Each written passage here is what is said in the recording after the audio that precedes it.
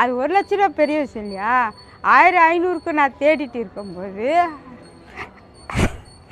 சென்னை கார்ப்பரேஷனில் துப்புரவு பணியாளராக பணிபுரிந்து வரும் சுமார் 45 வயதுடைய பத்மா என்பவர் கடந்த வாரம் ஜனவரி 11ஆம் தேதி டி நகரில் உள்ள முப்பத்தம்மன் கோயில் தெருவை சுத்தம் செய்து கொண்டிருந்தபோது கிட்டத்தட்ட 36 முதல் 45 சவரன் எடையுள்ள சுமார் 45 லட்சம் ரூபாய் மதிப்புள்ள தங்க நகைகள் நிறைந்த ஒரு பையை கண்டெடுத்தார்.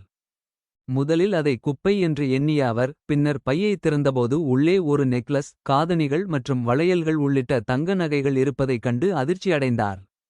உடனடியாக தனது மூத்த அதிகாரிகளிடம் தெரிவித்து அவர்களின் உதவியோடு பாண்டிபஜார் காவல்துறையில் புகார் அளித்தார்.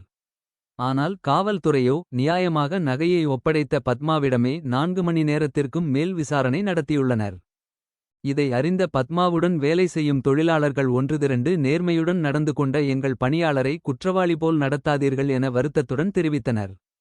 அதனைத் தொடர்ந்து நகையின் உரிமையாளர் நங்கநல்லூரைச் சேர்ந்த ரமேஷ் என்பவர் ஏற்கனவே நகை காணாமல் போனதாக அளித்திருந்த புகாரின் பெயரில் அவரிடம் விசாரணை நடத்தியபோது நண்பர்களுடன் பேசிக் கொண்டிருந்தபோது பையை தள்ளுவண்டியில் வைத்திருந்ததாகவும் தற்செயலாக அதை மறந்துவிட்டதாகவும் ரமேஷ் போலீசாரிடம் கூறினார்.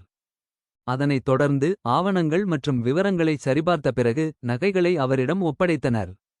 பத்மாவின் கணவர் மற்றும் 2 குழந்தைகள் அனைவரும் வாடகை வீட்டில் வசித்து வருகின்றனர்.